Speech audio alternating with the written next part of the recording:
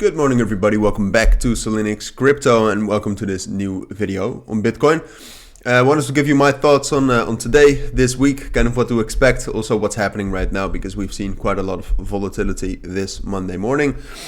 So we'll discuss all of that yeah, we'll look at some fundamentals as well. So basically fundamental plus technical analysis, preparing you the best as possible for the upcoming week. So without further ado, let's get right into it. Before we start with Bitcoin specifically though, if you want to receive daily trading signals, also sometimes on Bitcoin, not too much, but on major altcoins and stuff, check out the links down in the description. There you can find trade results as well. And also, I've officially become a partner of BYBIT. So if you want to receive up to a $30,000 deposit bonus, check out the link down in the pinned comment as well. And sign up. It's a great exchange, to be honest. So yeah, now let's get into Bitcoin. Enough promos. The thing is, what we saw today is that we kind of disregarded this trend line, which is very interesting, I think, because it's somewhat of a consequence of the market structure, I think. And I'll explain that a little bit more thorough in a moment, but we can delete it for now. Yesterday we actually still respected it around 28,000.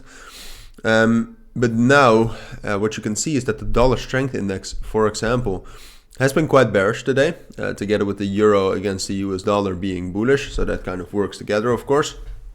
And the dollar strength index, it has reached a support now, all right? So dollar strength index is at a support. Bitcoin rallied quite a bit, but we reached our main resistance as well, around 28,500, 28,700, the resistance level we all know. And we reached that, and what it looks like to me right now is that, well, first of all, on Monday you also always get a lot of volatility. So for example here, moves like these are normal for a Monday. If you take a look at last week Monday, which I'm not sure if that was it was the 27th, you can also see big moves, and the volume usually rises up towards like 17-18 billion during the day. So that's still about to go up. But I do think we have seen our biggest moves, all right? And what it looks like to me right now is that Bitcoin is getting into some sort of a consolidation. You can also see, and that is supported by the EMAs kind of falling flat. Yeah, the 28 and 50 EMA, we're not respecting those anymore really. And usually those are very well respected in a trending market. But apart from that, trend lines are also respected in a trending market. We respected it briefly, but then did not respect it anymore. So what it looks like to me is that at the very least, we are getting into a consolidation between 27,250 and 28,700.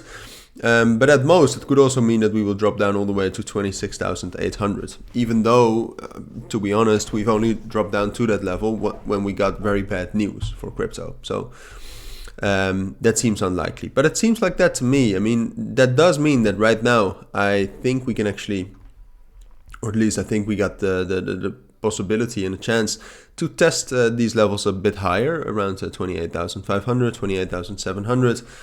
And to be fair, I still think the most likely scenario is that if we are going to get a breakout, that is going to be a bullish breakout leading up to 29,500. But yeah, it doesn't seem that it's going to be easy. As I said, the market structure is calming down, the uptrend is calming down. We haven't seen this, we haven't seen movements like these in a while. It's just basically been in this range. So even though today we started off bullish, and I do expect more volatility, more to the upside, I don't think we will break above 28,700 yet. And I even think that if we test that level long enough for today and tomorrow, that we will actually drop back down to the lower bound of our consolidation, around 27,500. And we'll have to see throughout the week whether we will be strong enough to actually get some sort of a breakout, because there don't seem to be that many real catalysts that could cause something like that. But obviously I'll keep you updated on that. But for now, this is my take on Bitcoin. So thank you for watching. Take care and bye.